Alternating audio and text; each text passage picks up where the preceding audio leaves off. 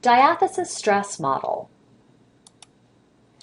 Mental illness is particularly prevalent in emerging adulthood, perhaps because of the numerous stressors that this age group experiences, from work difficulties, particularly unemployment, which is most common among this age group, to family separation, such as going to college or moving out to begin working. The diathesis stress model is a dynamic model of psychopathology that proposes that environmental stressors interact with biological, psychosocial, and/or sociocultural predispositions to give rise to mental illness. In other words, significant stressors, coupled with an underlying propensity to have difficulty coping, produce emotional symptoms. Some examples of psychopathology that occur in late adolescence or emerging adulthood are mood disorders, anxiety, and schizophrenia. Mood disorders include major depressive disorder and bipolar disorder, among others.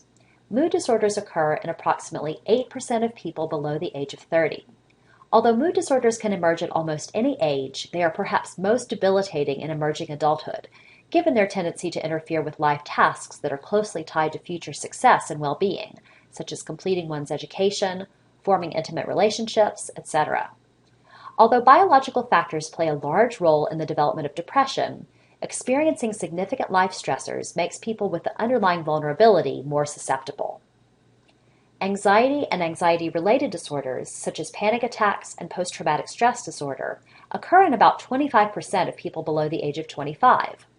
The diathesis stress model is also evident in this cluster of disorders, as underlying genetic and social vulnerabilities combine with intense stress, or perceived stress, to produce anxiety. The form that this anxiety takes is shaped by culture and circumstances. Schizophrenia is a disorder characterized by loss of touch with reality and disorganized cognition. Although there is a clear genetic component to schizophrenia, stressors are a major factor in eliciting the biological predisposition to schizophrenia. Diagnosis is most common during emerging adulthood, ages 18 to 24, and men are especially likely to be diagnosed at this time. Although the diathesis stress model is typically used to explain mental illness, it can also be used to understand risky behaviors, which contribute to the leading causes of death among emerging adults: accidents, homicides, and suicides. Risk-taking is common in this stage, and some people are more likely to take risks than others, due in part to biological differences, the diathesis piece of this model.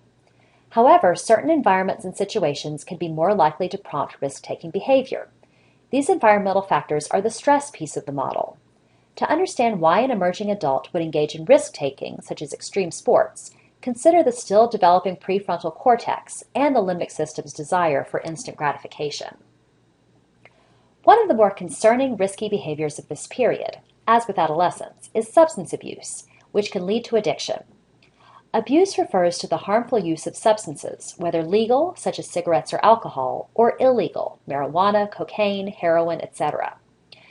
Addiction refers to dependence on the substance, characterized by an intense physical and/or psychological need for the substance. Substance use in emerging adulthood can be part of the general pattern of risk-taking in this age group, where risk carries a thrill that activates the brain's pleasure center. In contrast, a logical cost-benefit analysis may be overridden by the strong reward that substance use has, both physiologically and socially.